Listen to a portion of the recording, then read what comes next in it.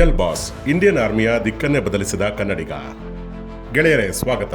ಇವತ್ತು ನಾವು ಮಾತಾಡ್ತಿರೋದು ಒಬ್ಬ ರಿಯಲ್ ಹೀರೋ ಬಗ್ಗೆ ಅಲ್ಲ, ರಿಯಲ್ ಲೈಫ್ ಸೂಪರ್ ಹೀರೋ ಬಗ್ಗೆ. ಬ್ರಿಟಿಷರ ಕಣ್ಣಲ್ಲಿ ಕಣ್ಣಿಟ್ಟು ಭಾರತೀಯರಿಗೆ ಸೇನೆ ನಡೆಸೋ ತಾಕತ್ತಿಲ್ಲ ಅಂದವರಿಗೆ ಸೇನೆಯ ಚುಕ್ಕಾಣಿ ಹಿಡಿದು ಉತ್ತರ ಕೊಟ್ಟಂತಹ ಗಂಡೆದೆಯ ಗುಂಡಿಗೆ ಇವರದ್ದು. ನೀವು KGF ಬಾಹುಬಲಿ ನೋಡಿರ್ತೀರಾ, ಆದ್ರೆ ಆ ರಕ್ತಸಿಕ್ತ ಇತಿಹಾಸಕ್ಕಿಂತ ರೋಚಕ, ರೋಮಾಂಚಕ ಇವರ ಲೈಫ್ ಸ್ಟೋರಿ. ಇವರು ಕೇವಲ ಒಬ್ಬ ಸೈನಿಕ ಅಲ್ಲ, ಫಾದರ್ ಆಫ್ ಇಂಡಿಯನ್ ಆರ್ಮಿ. ಕೊಡಗಿನ ಮಂಜಿನಿಂದ ಎದ್ದು ಬಂದು ಇಡೀ ವಿಶ್ವವೇ ನಿಬ್ಬೆರಗಾಗುವಂತೆ ಮಾಡಿದ ಆ ಧ್ರುವ ತಾರೆ ಮತ್ಯಾರೂ ಅಲ್ಲ, ನಮ್ಮ ಹೆಮ್ಮೆಯ ಫೀಲ್ಡ್ ಮಾರ್ಷಲ್ KM ಕಾರ್ಯಪ್ಪ. ಜನವರಿ 15 ಅಂದ್ರೆ ನಾವೆಲ್ಲ ಆರ್ಮಿ ಡೇ ಅಂತ ಸ್ಟೇಟಸ್ ಹಾಕ್ತೀವಿ. ಆದ್ರೆ ಆ ದಿನ ಆರ್ಮಿ ಡೇ ಆಗೋಕೆ ಕಾರಣ ಏನು ಗೊತ್ತಾ? ಅದೆಲ್ಲವನ್ನು ಇವತ್ತಿನ ಈ ವಿಡಿಯೋದಲ್ಲಿ ಎಳೆ ಎಳೆಯಾಗಿ ಬಿಚ್ಚಿಡ್ತೀನಿ. ಬನ್ನಿ, ಇತಿಹಾಸಕ್ಕೊಂದು ಟೈಮ್ ಟ್ರಾವೆಲ್ ಮಾಡೋಣ.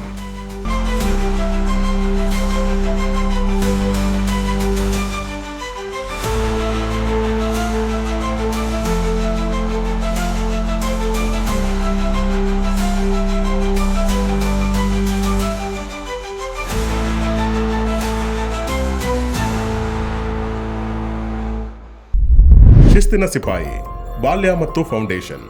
ಕತೆ ಶುರುವಾಗೋದು 1899 ಜನವರಿ 28ರಂದು. ಸ್ಥಳ ವೀರರ ನಾಡು, ಕೊಡಗಿನ ಶನಿವಾರ ಸಂತೆ. ತಂದೆ ಮಾದಪ್ಪ ಮತ್ತು ತಾಯಿ ಕಾವೇರಿ ಅವರ ಮಡಿಲಲ್ಲಿ ಜನಿಸಿದ ಮುದ್ದು ಮಗುವಿನ ಹೆಸರು ಚಿಮ್ಮ. ಕೊಡಗು ಜಿಲ್ಲೆಯ ಇತಿಹಾಸ ಮತ್ತು ಸಂಸ್ಕೃತಿ. ಸ್ನೇಹಿತರೆ, ಗ್ರೇಟ್ ಲೀಡರ್ಸ್ ಹುಟ್ಟಲ್ಲ, ಅವರು ತಯಾರಾಗ್ತಾರೆ ಅನ್ನೋದಕ್ಕೆ ಚಿಮ್ಮ ಬೆಸ್ಟ್ ಎಕ್ಸಾಂಪಲ್. ಅಮ್ಮ ಮಗನಿಗೆ ಕಲಿಸಿದ ಮೊದಲ ಪಾಠ ಏನು ಗೊತ್ತಾ? ಮಗನೇ, ಪ್ರಪಂಚ ಏನೇ ಬದಲಾಗಲಿ, ನೀನು ಮಾತ್ರ ಲಂಚ ಮುಟ್ಟಬೇಡ, ನಿನ್ನ ಮಾತಿಗೆ ತಪ್ಪಬೇಡ. ಈ ಒಂದು ಮಾತು ಕಾರ್ಯಪ್ಪನವರ ಇಡೀ ಬದುಕಿನ ಕಾನ್ಸ್ಟಿಟ್ಯೂಷನ್ ಆಗೋಯ್ತು. ಮಡಿಕೇರಿಯಲ್ಲಿ ಓದುತ್ತಿರುವಾಗ ಕುದುರೆ ಸವಾರಿ ಅಂದ್ರೆ ಇವರಿಗೆ ಪಂಚಪ್ರಾಣ.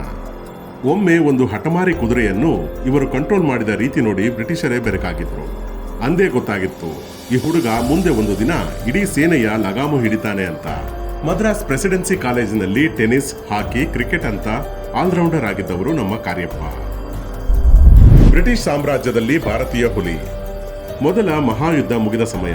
ಬ್ರಿಟಿಷರಿಗೆ ಅನಿವಾರ್ಯವಾಗಿ ಭಾರತೀಯರನ್ನು ಆಫೀಸರ್ಸ್ ಮಾಡಬೇಕಾದ ಪರಿಸ್ಥಿತಿ ಬಂತು.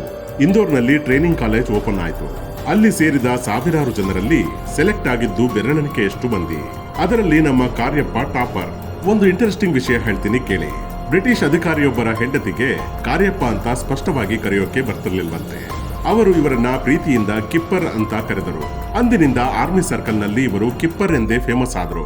ಎರಡನೇ ಮಹಾಯುದ್ಧದ ಸಮಯ. ಇರಾಕ್, ಇರಾನ್, ಸಿರಿಯಾ ಮತ್ತು ಬರ್ಮಾ ಕಾಡುಗಳಲ್ಲಿ ಶತ್ರುಗಳನ್ನು ಅಟ್ಟಾಡಿಸಿ ಹೊಡೆದರು. ಬ್ರಿಟಿಷ್ ಸೈನ್ಯದಲ್ಲಿ ಒಂದು ಬೆಟಾಲಿಯನ್ ಕಮಾಂಡ್ ಮಾಡಿದ ಮೊದಲ ಭಾರತೀಯ ಎಂಬ ಹೆಗ್ಗಳಿಕೆ ಇವರದ್ದು. ಅಷ್ಟೇ ಅಲ್ಲ, ಅಮೆರಿಕದ ಅಧ್ಯಕ್ಷ ಟ್ರೂಮನ್ ಅವರಿಂದ order of the chief commander ಪ್ರಶಸ್ತಿ ಪಡೆದ ಧೀರ ಇವರು. ಆಪರೇಷನ್ ಬೈಸನ್ ಮತ್ತು ಆರ್ಮಿ ಡೇ.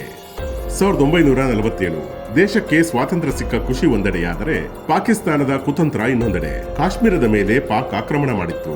ಆಗ ಭಾರತೀಯ ಸೇನೆಗೆ ಬೇಕಾದದ್ದು ಒಬ್ಬ ಸಮರ್ಥ ನಾಯಕ.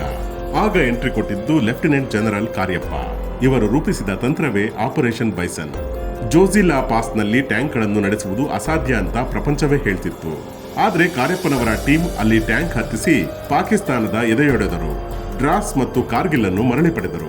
ಇದೇ ಸಾಧನೆಗೆ ಜನವರಿ 15, 1949ರಂದು ಬ್ರಿಟಿಷ್ ಜನರಲ್ ರಾಯ್ ಬುಚರ್ ಅವರಿಂದ ಕಾರ್ಯಪ್ಪನವರು ಭಾರತೀಯ ಸೇನೆಯ ಮೊದಲ ಕಮಾಂಡರ್ ಇನ್ ಚೀಫ್ ಆಗಿ ಅಧಿಕಾರ ವಹಿಸಿಕೊಂಡರು. ಅದಕ್ಕೆ ನಾವು ಆ ದಿನವನ್ನು, ಅಂದರೆ ಜನವರಿ 15 ಆರ್ಮಿ ಡೇ ಎಂದು ಸೆಲೆಬ್ರೇಟ್ ಮಾಡುವುದು. ಇದು ಪ್ರತಿಯೊಬ್ಬ ಕನ್ನಡಿಗನು ಹೆಮ್ಮೆ ಪಡಬೇಕಾದಂತಹ ವಿಷಯ. ದೇಶವೇ ನನ್ನ ಕುಟುಂಬ. ಫ್ರೆಂಡ್ಸ್, ಇಲ್ಲಿರೋ ಒಂದು ಘಟನೆ ಕೇಳಿದ್ರೆ ನಿಮ್ಮ ಕಣ್ಣಲ್ಲಿ ನೀರು ಬರುತ್ತೆ, ಎದೆ ಹೆಮ್ಮೆಯಿಂದ ಉಬ್ಬುತ್ತೆ. 1965ರ ಭಾರತ ಪಾಕ್ ಯುದ್ಧ. ಕಾರ್ಯಪ್ಪನವರ ಮಗ ನಂದಾ ಕಾರ್ಯಪ್ಪ ಅವರ ವಿಮಾನವನ್ನು ಪಾಕಿಸ್ತಾನ ಹೊಡೆದುರುಳಿಸಿ ಅವರನ್ನು ಯುದ್ಧ ಕೈದಿಯಾಗಿ ಸೆರೆ ಹಿಡಿಯುತ್ತೆ. ಪಾಕಿಸ್ತಾನದ ಅಧ್ಯಕ್ಷ ಆಯೂಬ್ ಖಾನ್ ಸ್ವಾತಂತ್ರ್ಯ ಪೂರ್ವದಲ್ಲಿ ಕಾರ್ಯಪ್ಪನವರ ಜೂನಿಯರ್ ಆಗಿದ್ದವರು. ಅವರು ರೇಡಿಯೋದಲ್ಲಿ ಸುದ್ದಿ ಕೇಳಿ ತಕ್ಷಣ ಕಾರ್ಯಪ್ಪನವರಿಗೆ ಫೋನ್ ಮಾಡ್ತಾರೆ. ಸರ್, ನಿಮ್ಮ ಮಗ ನಮ್ಮ ಹತ್ರ ಇದ್ದಾನೆ, ಚಿಂತೆ ಮಾಡಬೇಡಿ, ಆತ ನಮ್ಮ ಅತಿಥಿ, ನಾನು ತಕ್ಷಣ ಆತನನ್ನು ಬಿಡುಗಡೆ ಮಾಡ್ತೀನಿ ಅಂತಾರೆ. ಸಾಮಾನ್ಯ ತಂದೆಯಾಗಿದ್ರೆ ಥ್ಯಾಂಕ್ಸ್ ಹೇಳ್ತಿದ್ರೇನೋ, ಆದ್ರೆ ಅಲ್ಲಿ ಇದ್ದದ್ದು ಫೀಲ್ಡ್ ಮಾರ್ಷಲ್ ಕಾರ್ಯಪ್ಪ.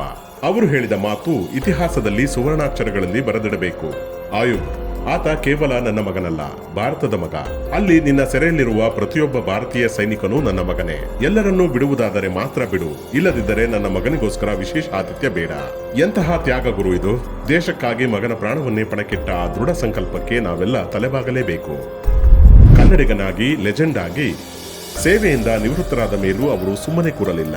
ಕನ್ನಡ ನಾಡು ನುಡಿ ಸಂಸ್ಕೃತಿ ಅಂದ್ರೆ ಅವರಿಗೆ ಎಲ್ಲಿಲ್ಲದ ಪ್ರೀತಿ. ಒಮ್ಮೆ MS ಸುಬ್ಬಲಕ್ಷ್ಮಿ ಅವರ ಕಚೇರಿಯಲ್ಲಿ ಕರೆಂಟ್ ಹೋದಾಗ ಸ್ವತಃ ತಾವೇ ಎದ್ದು ಹೋಗಿ ಮೇಣದ ಬತ್ತಿಯನ್ನು ಹಚ್ಚಿ ಹಿಡಿದು ನಿಂತಿದ್ದರು. ಇದು ಕಲೆಗೆ ಅವರು ಕೊಡುತ್ತಿದ್ದ ಗೌರವ. ಇಂದು ಈ ಕೊಡಗಿನ ಕಲಿಯ ಕತೆ ಬೆಳ್ಳಿತೆರೆಗೆ ಬರ್ತಿದೆ. ಲವ್ಲಿ ಸ್ಟಾರ್ ಪ್ರೇಮ್ ಅವರು ಕಾರ್ಯಪ್ಪನವರ ಪಾತ್ರದಲ್ಲಿ ಕಾಣಿಸಿಕೊಳ್ಳುತ್ತಿದ್ದಾರೆ. ಸುಮಾರು 400 ಕೋಟಿ ಬಜೆಟ್, ಹಾಲಿವುಡ್ ತಂತ್ರಜ್ಞರು. ಅಬ್ಬಬ್ಬಾ, ಕನ್ನಡಿಗನೊಬ್ಬನ ಕತೆ ವಿಶ್ವಮಟ್ಟದಲ್ಲಿ ರಾರಾಜಿಸಲಿದೆ. ಸ್ನೇಹಿತರೆ, 1993ರಲ್ಲಿ ಈ ಮಹಾನ್ ಚೇತನ ನಮ್ಮನ್ನು ಅಗಲಿತು. ಮಡಿಕೇರಿಯಲ್ಲಿರುವ ಅವರ ಮನೆ ರೋಷನಾರ ಇಂದಿಗೂ ನಮಗೆ ಸ್ಫೂರ್ತಿಯ ದೇವಸ್ಥಾನ. ಅವರು ನಮಗೆ ಕಲಿಸಿದ್ದು ಒಂದೇ: first Indian, second Indian and last Indian. ಜಾತಿ, ಧರ್ಮ, ಭಾಷೆ ಎಲ್ಲದಕ್ಕಿಂತಲೂ ಮೇಲೆ ದೇಶ. ಈ ವಿಡಿಯೋ ನಿಮಗೆ ಇಷ್ಟ ಆಗಿದ್ರೆ ದಯವಿಟ್ಟು ಶೇರ್ ಮಾಡಿ. ಪ್ರತಿಯೊಬ್ಬ ಭಾರತೀಯನಿಗೂ ಈ ಕನ್ನಡಿಗನ ಕತೆ ತಲುಪಲಿ. ಮತ್ತೆ ಸಿಗೋಣ. ಜೈ ಹಿಂದ್, ಜೈ ಕರ್ನಾಟಕ ಮಾತೆ.